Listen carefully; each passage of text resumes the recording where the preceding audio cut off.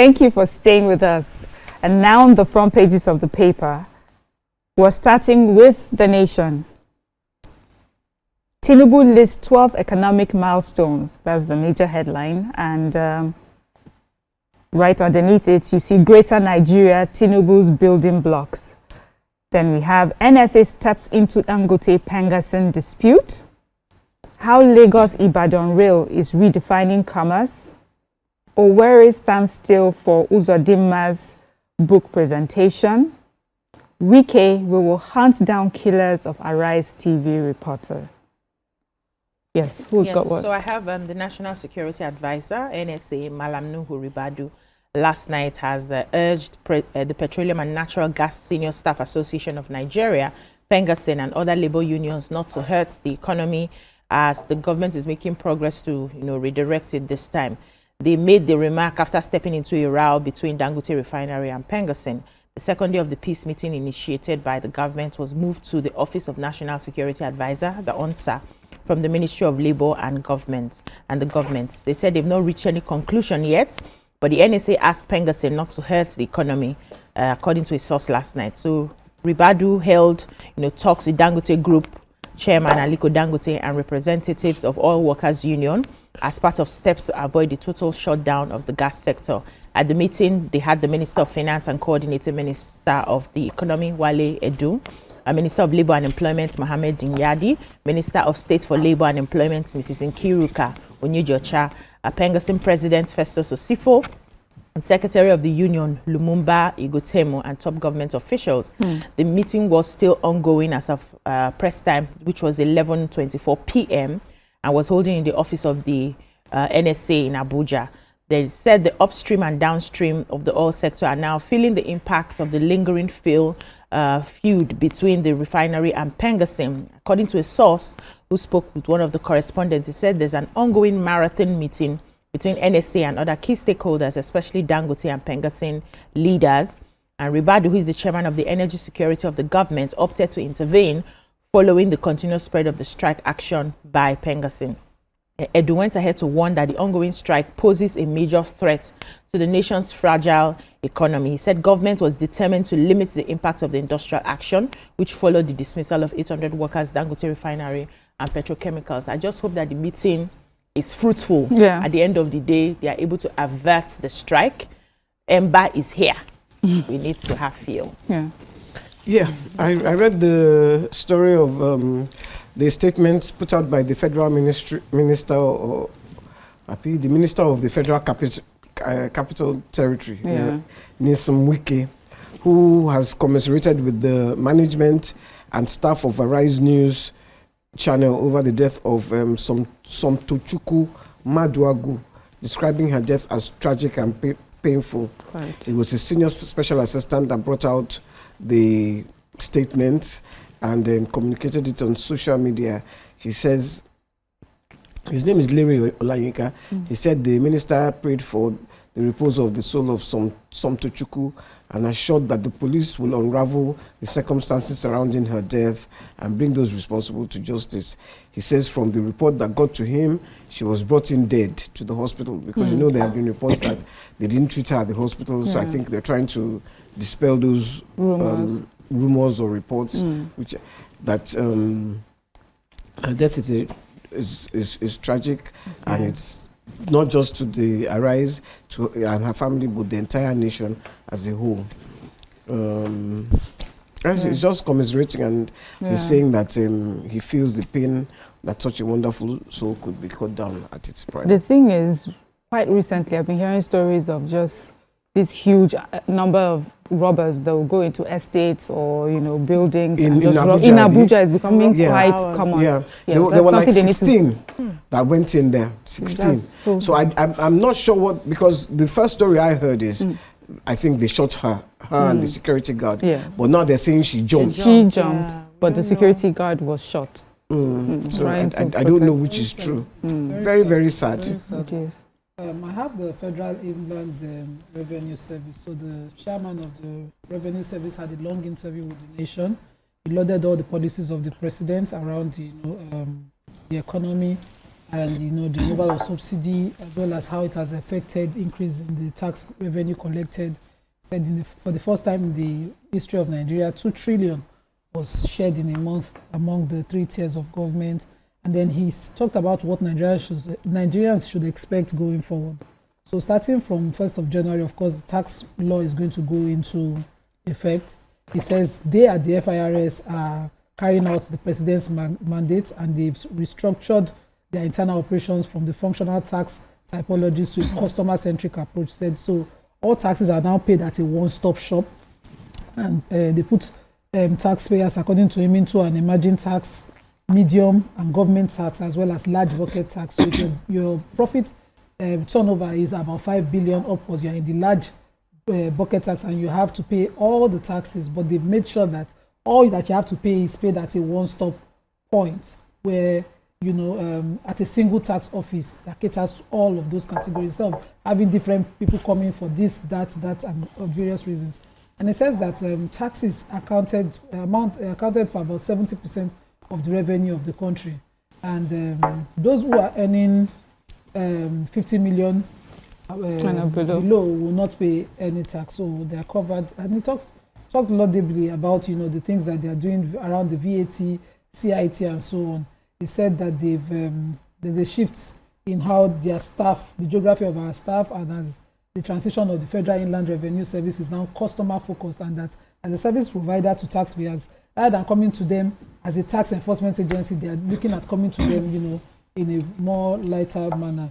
And non-oil tax revenue has also grown exponentially from the first time, that they came into office and now. And so just giving us records of how they've performed. Okay. Let's go on to the next paper, The Punch. Major headline here is Nigeria at 65. The worst is over. Hope rising for Nigeria. That's according to our president. It says President lists 12 economic milestones of reforms, flaunts achievements in education, agriculture, health, and others. And there's a huge advertorial here celebrating Nigeria 65. Then we've got fuel queues resurface as Piracy Dangote fuel deepens. Then we have INEC chair, DSS screens nominees, Council of State to meet. Who has? Okay. Yeah. You want to let me take the fuel queues? Do we have Yes. time? Okay. So they said Nigeria has been thrown into another round of fuel queues following the shutdown of oil and gas facilities by the Petroleum and Natural Gas Senior Staff Association of Nigeria in protest against the alleged sacking of 800 workers at the Dangote Petroleum Refinery. The action started at the beginning of the week. He said it's triggered queues across filling stations in Abuja and Lagos, with fears that the crisis could spread nationwide if not urgently resolved. The strike has paralyzed operations at regulatory agencies, including the Nigerian National Petroleum Company Limited, the Nigerian Upstream Petroleum Regulatory Commission, the Nigerian Midstream and Downstream Petroleum Regulatory Authority. They said it's also disrupted loading activities at several depots and tank farms. Though the Dangote refinery loaded the supply fuel to partners on Monday, they say by Tuesday, many depots and retail outlets remained shut in solidarity with Pengasin. The closures triggered, panic buying as motorists are rushing to filling stations that are still operating. Said by Tuesday, long queues had resurfaced across Abuja and Lagos. Some motorists are complaining of waiting for hours, while others are resorting to the black market, where they are now selling a 10-liter jerry can of petrol. Is sold between 13,500 and 15,000 naira, translating to 1,350 naira to 1,500 per liter, which is far above the original price of below 900. So social media is also amplifying the public frustration. According to different users, they said, see what Pegasus has caused. They claimed on TV that there's enough stock for 30 days. Now queues are everywhere because of the baseless standoff with Dangote. So many people are complaining about it, and hopefully this meeting that they started yesterday would yield results. And okay, so I have a side of... Okay, we'll come back. Let's go on a break, and when we come back, we'll hear the other side. Minister. Stay with us. Thank you for staying with us. We're still reviewing the papers, and Nima... Yes, so the Minister of Labour and Employment, Dr. Mohammed Maigari Dingyadi, issued a statement saying that Dangote and Pengasin had resolved Benghazi on their part had resolved to call off the strike, and Dangote has resolved that the disengaged workers will now be absorbed into other Dangote companies, other group of companies, other companies under the Dangote group with no loss of pay to them. So for the period that they were disengaged. And he said that unionization is a right of workers in accordance with our laws in Nigeria, and that right should be respected. Now talking to Dangote, to allow the unionism that, led to all of this. And he said this conciliation meeting followed the breakdown that, which is why I wanted to take it. Earlier talks about the refinery management and Pengasin, which ended in a deadlock on Monday. So Tuesday, this was what was resolved. And hopefully we'll get That's a good one. Yeah. Okay, let's move on to the next paper, Nigerian Tribune. Major headline here is Greater Nigeria, Tinubu's building blocks. This is the same picture on almost all the papers. So let me just take the building blocks. It says $1 trillion economy target, regional development, FDI industrialization, human capital development, grassroots development, oil production and energy, security and peace, food security, infrastructure projects. And then we have Nigeria now on path to recovery. Tinubu assures as nation turns 65. Challenges naysayers to review, compare Nigeria's journey since 1960.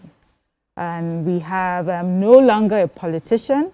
This is according to Olubadan tells Atiku, El-Rufai, others. And then security operatives storm bandits camp in Kwara, kill many. Okay, yeah, I took the security operatives. It's an operation combined security forces in Kwara on Monday night launched an onslaught on camps of bandits and kidnappers in the Ife-Lodun local government area of the state. It says no specific is known about any casualties on the side of the government forces, but a lot of bandits were killed.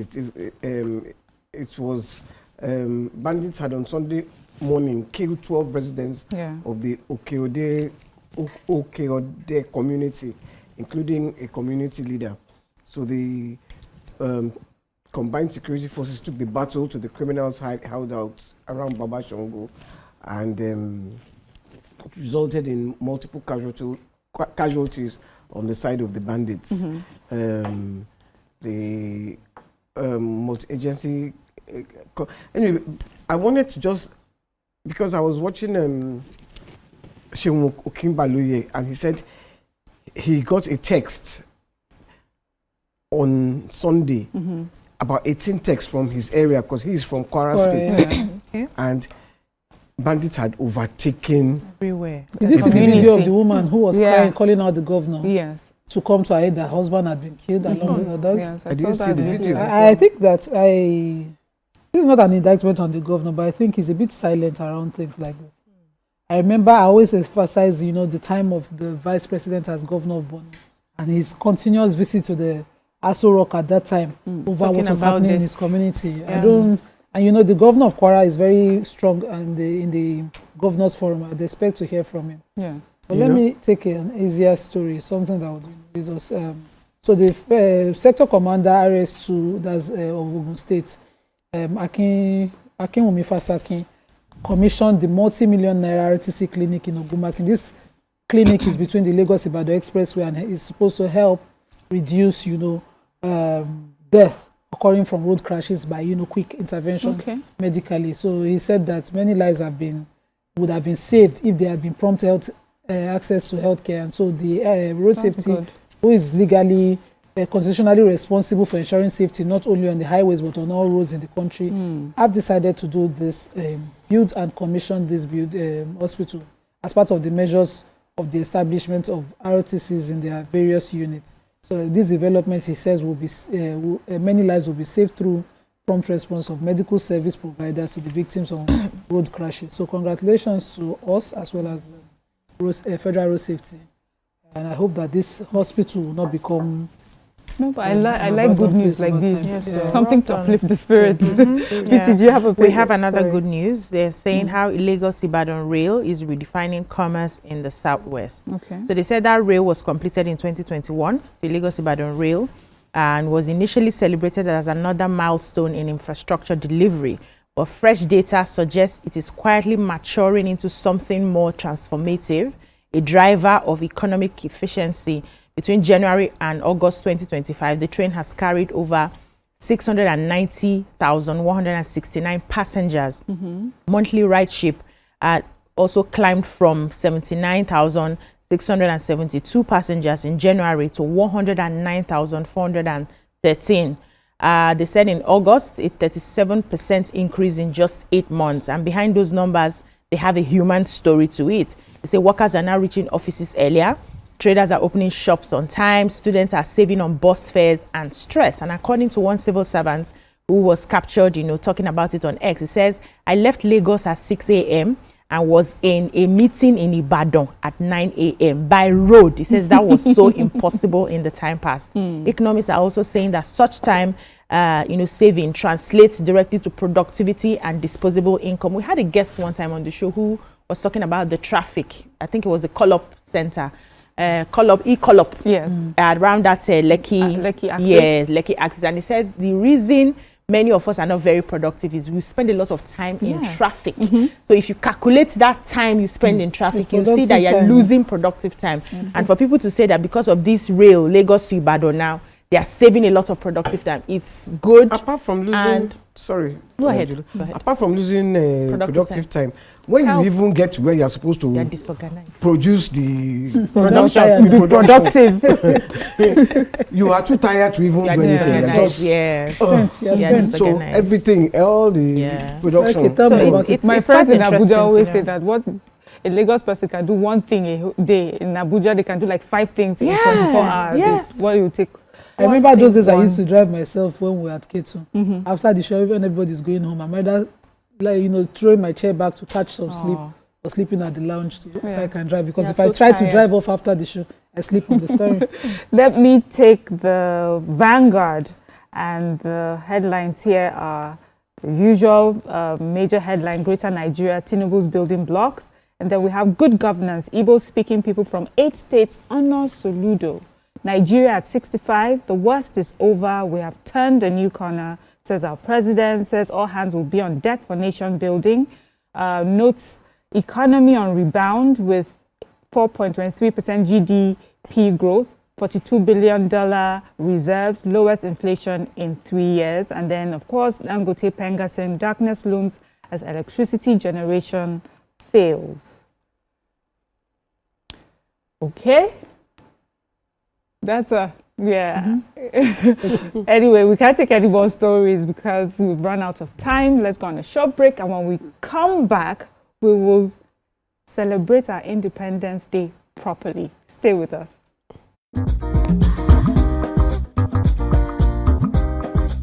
Stay tuned. Your View will be right back.